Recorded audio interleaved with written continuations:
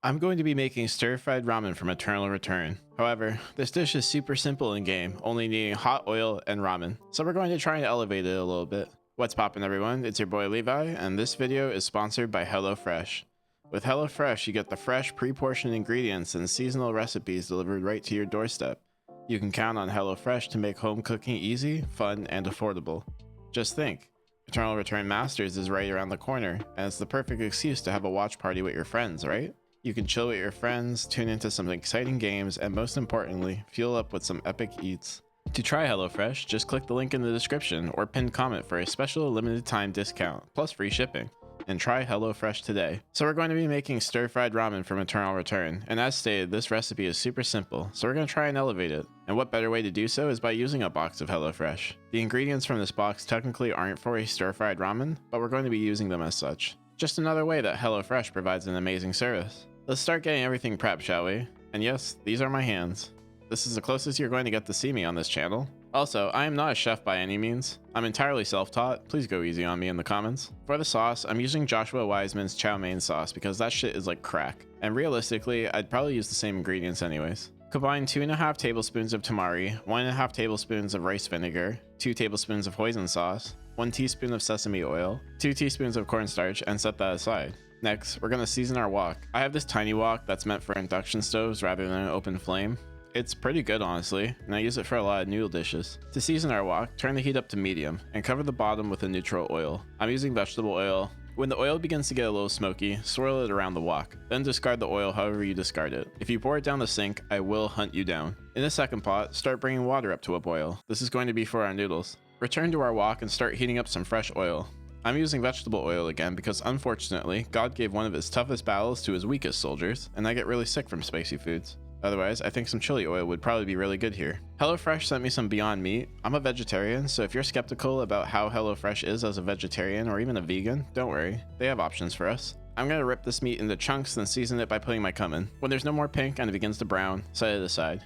You don't really have to rest it like real meat, we just don't need it yet. While your meat is cooking, we can take some time to chop our vegetables. We'll start by mincing some garlic. I'm gonna try this hack I saw on TikTok and see if it works. I saw a video where if you put saran wrap over your cheese grater, then mince it, the garlic on top will shred without getting your shredder dirty. And it kinda worked, I guess. I mean, I don't think it's very functional, and it definitely doesn't get all the pieces, but it technically did work. I don't think you can beat an old-fashioned knife though. Next, we're going to dice a stalk of celery and some onion. I'm using shallot because that's what's in my fridge. A green onion. I like to use my peeler to cut ribbons into the carrots and then cut them lengthwise. You can also add cabbage, and in fact, I'd actually recommend cabbage, but as I said earlier with the chili oil, my tummy cannot handle that. I love cabbage, but I have Crohn's disease, so it limits what I can eat, and cabbage is definitely one of those things. Your water is probably boiling now, so you can go ahead and add your ramen. I'm just using instant noodles because they're cheap and easy, just like your daddy. You can definitely use whatever noodles you like though. Cook them to the package, strain them, and then you're going to want to rinse them in cold water to shock them. This will stop the cooking process and ensure that you have semi-firm noodles instead of gummy noodles. Don't forget to take a picture of your nudes and then start boiling some more water again.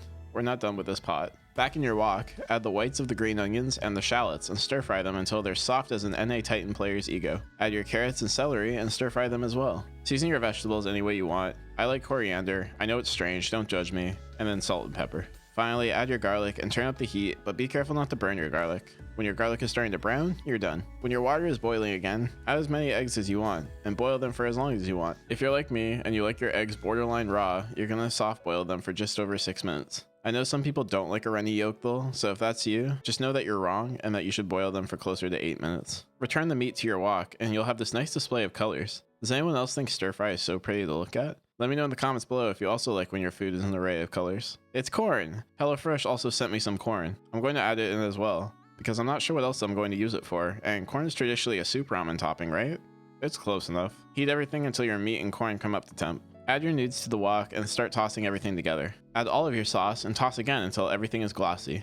Then add a couple splashes of water and continue tossing again until evaporated. When everything is complete, turn off the heat and get ready for my cooking hot take. Okay, I personally cannot tell the difference between toasted sesame seeds and raw sesame seeds. They're exactly the same thing. Maybe it's a skill issue on my part, but if you like toasted sesame seeds, toast them first. I will not be. Toss them in the wok and give them one final toss. Your eggs should be done so you can remove them from the heat. For optimal soft-boiledness, you'll want to put them in the ice bath so they cool down. I, alternatively, just choose to drown them in cold water. If you don't feel like your stir-fried ramen is saucy enough, you can add more hoisin or tamari.